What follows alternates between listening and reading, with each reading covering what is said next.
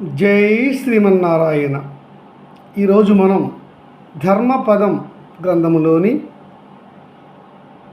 భాగము అనగా చాప్టర్ 3 శ్రీమద్ రామాయణం యుద్ధకాండ విభాగము 112 సీతామాతకు రామ రావణ యుద్ధ వివరాలు చెప్తున్నటువంటి హనుమ.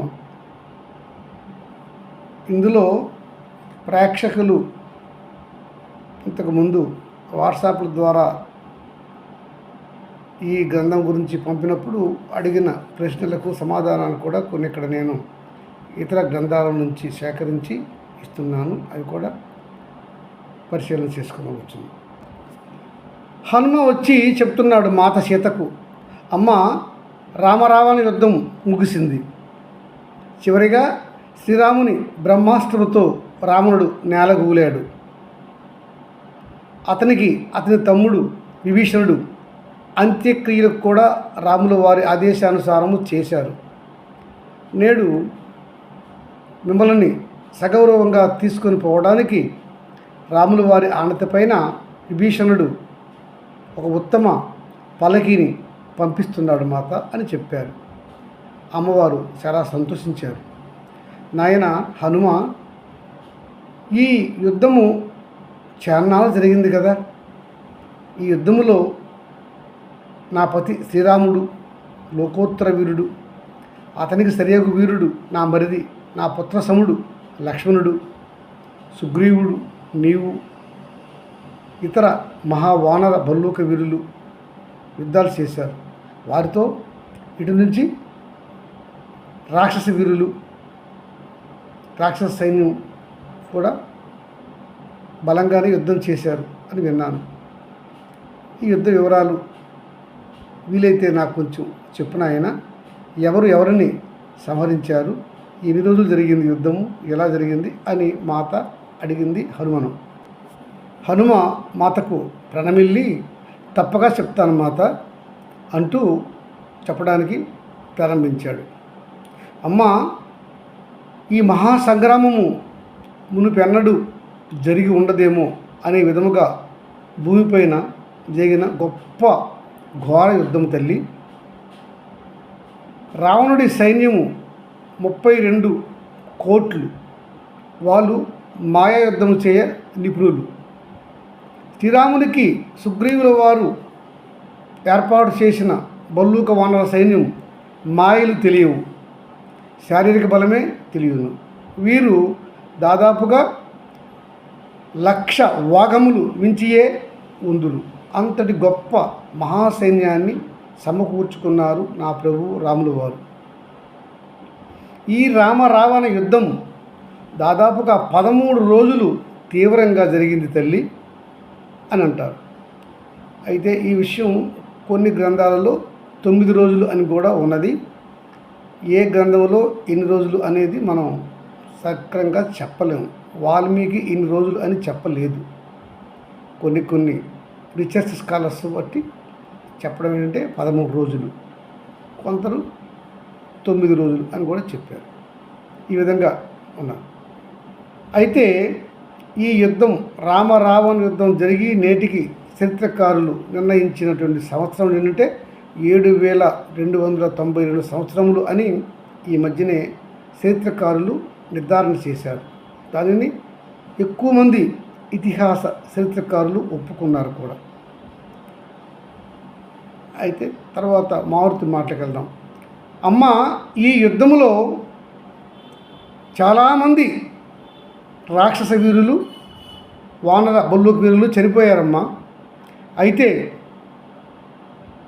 మృతసంజీవిని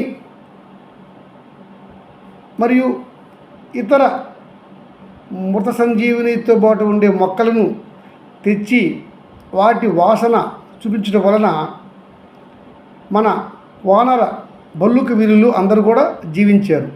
ఎవరు మరి చనిపోయి లేరు.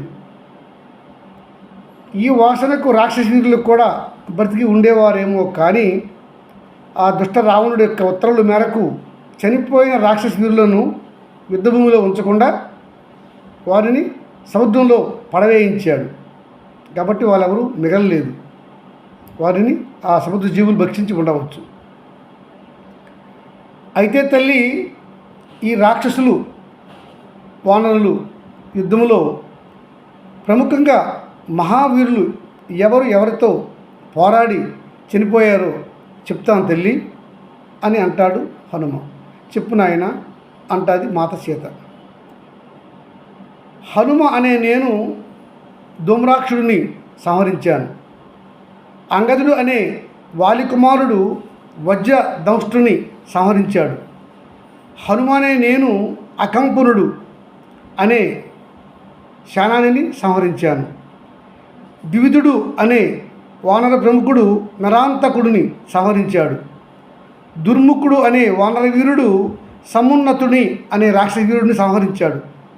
తారుడు అనే వానర వీరుడు కుంభహనువు అనే రాక్షస వీరుడిని సంహరించాడు. జాంబవంతుడు అనే మహావీరుడు మహానాథుడు అనే రాక్షసుడిని సంహరించాడు. నీలుడు అనే శ్రీరామ సైన్యాధ్యక్షుడు ప్రహస్తుడు అనే రావణుని సైన్యాధ్యక్షుడిని సంహరించాడు. శ్రీరాముల వారు కుంభకర్ణుడిని సంహరించాడు.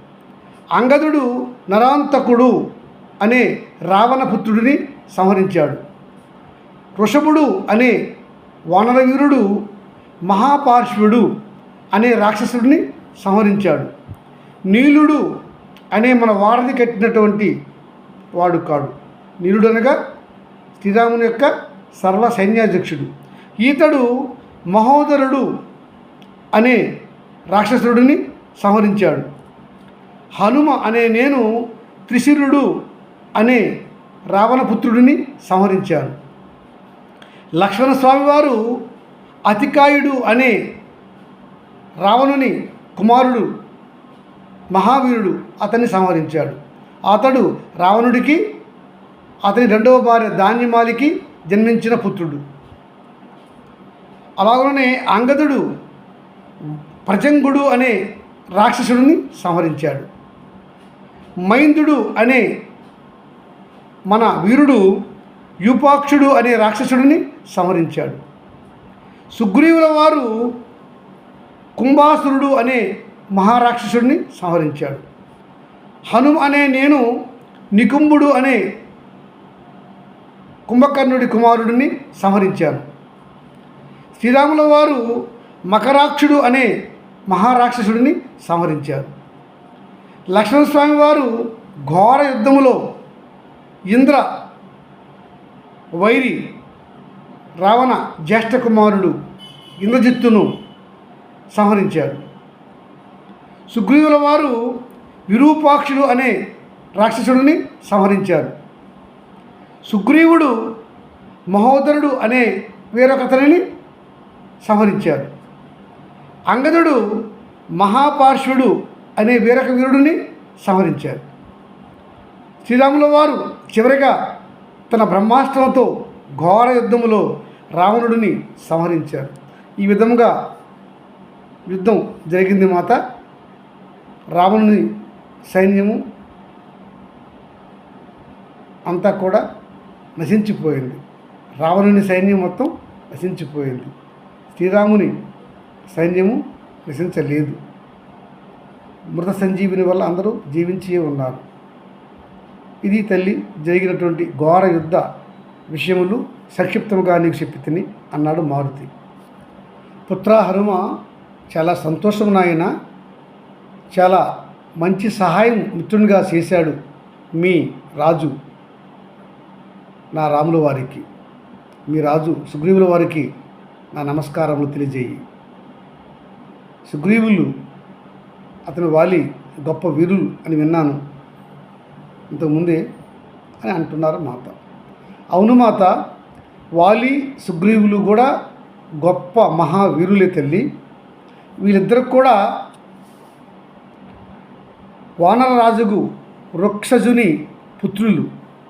ఒకనాడు ఈ వృక్షసుడు పార్వతీమాత స్నానమాడడానికి నియమించుకున్నటువంటి కొలనులో తెలియక స్నానం చేశాడు. అప్పటికే ఆ మాత ఆ కొలనులో ఎవరైనా ఆమెకు తెలియకుండా స్నానం చేస్తే వారు స్త్రీలుగా మారిపోతారు అని ఆమె ఒక శాపము విధించి ఉన్నారు. అందువల్ల వృక్షజుడు స్త్రీగా మారిపోయాడు. స్త్రీగా మారిపోయిన ఆ వృక్షజుడిని మోహించి వరించాడు ఇంద్రుడు, సూర్యుడు. స్త్రీగా మారిన వృక్షజునికి ఇంద్రుని వలన వాలి, సూర్యుని వల్ల సుగ్రీవుడు జన్మించారమ్మా. వాళ్ళిద్దరు మహావీరులు. పెద్దవాడు వాలి గనుక వృక్షజుడు అతనిని ఈ వానర సామ్రాజ్యానికి రాజుగా చేశాడు. తదుపరి శ్రీరామునితో వాలి సంహరింపబడ్డాడు. తదుపరి శ్రీరాముని కృపతో లక్ష్మణుడు సుగ్రీవుల వారిని ఈ వానర సామ్రాజ్యానికి రాజుగా అభిషేకం చేశాడు. నేడు ఆ వాలి యొక్క కుమారుడు ఈ వానర సామ్రాజ్యానికి యువరాజుగా పట్టాభిషేకం పొందాడు. అతడే అంగదుడు. అమ్మా, నీవు సర్వ శుభలక్షణ సౌశీల్యవంతువు, మహాపతివ్రత శిరోమణివి. నీలాంటి మాతను సతిగా పొందిన రాముల వారు తప్పక విజయం పొందును కదా. శ్రీరాముడు మహావీరుడు, ధిరోదాత్తుడు, ఆజానుబాహుడు, ఆడి తప్పనివాడు, ధర్మము తప్పనివాడు, త్రైలోక్య వీరుడు. ఆ రాములు వారు ఎట్టవాడంటే నాకు తెలిసి తల్లి 14 భువన భాండములు ఒక్క పెట్టున ఎత్తి వచ్చినా కూడా వారిని అందరినీ జయింప సరి అయినవాడు రాముడే. రామునికి ఎదురు నిలిచి యుద్ధం చేయగలవారు లేరు తల్లి అని రాముల వారిని పొగుడుతూ ముగిస్తాడు మారుతి. అమ్మ, అతి త్వరలోనే నీవు సగౌరవంగా శ్రీరాముల వారిని చేరుకొని సర్వశుభములు పొందగలవు అంటాడు. ధన్యవాదములు పుత్ర, ధన్యవాదములు అంటది మాత. జై శ్రీమన్నారాయణ.